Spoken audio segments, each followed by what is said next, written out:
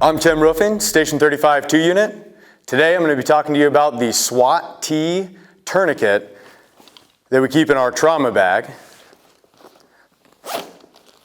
The Swat T is a stretch band tourniquet.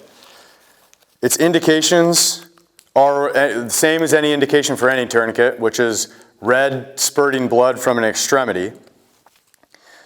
It opens. So this is what it looks like here, the Swat T. Obviously T stands for tourniquet, so it's redundant when I say Swat T tourniquet, but that's how people speak. It has 8 different cuts in here that help you open it with your 2 fingers pulling away from each other.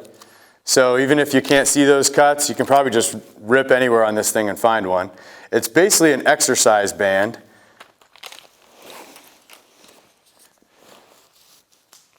It's a stretchy exercise band that you can use as a tourniquet.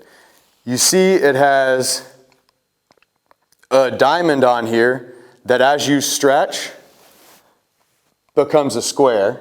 So you know that you're getting a proper pressure amount when you stretch this out and the diamond becomes a square. And you can use this multiple times.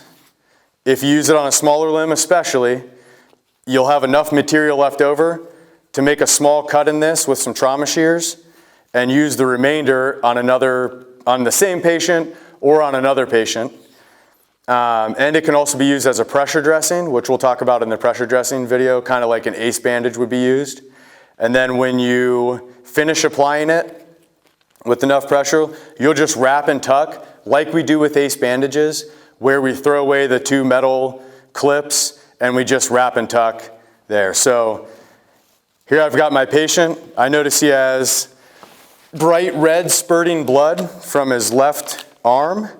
Come up here, same as with any tourniquet. I see my bleeding. I know I at least have to open my zipper here and get my cat tourniquet out, or I'm sorry, my SWAT tourniquet out.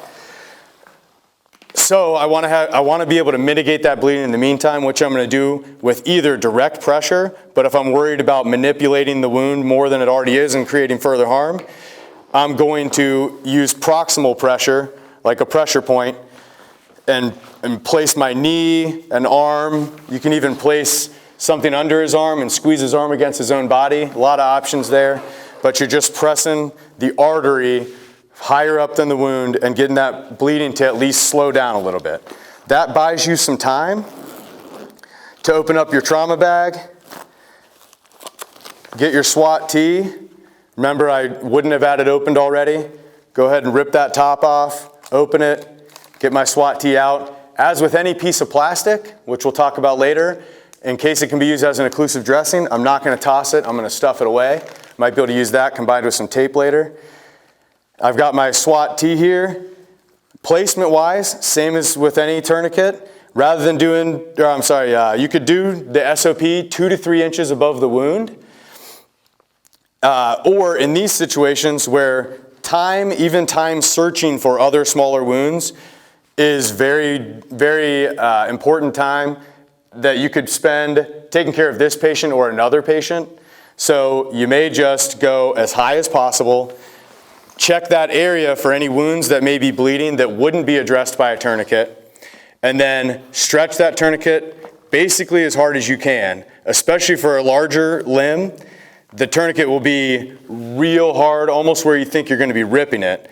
But you're placing that tourniquet. For that reason, this is something maybe you'd grab instead of the cat tourniquet on a smaller person or a smaller limb. Place that tourniquet, few wraps, you're looking at your bleeding, you're seeing if your bright red bleeding, your spurting bleeding has stopped.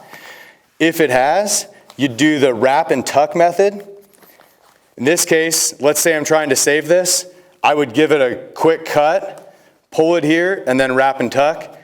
If not, if I've used the rest of it, I'm going to pull that, tuck it underneath, which holds it in place.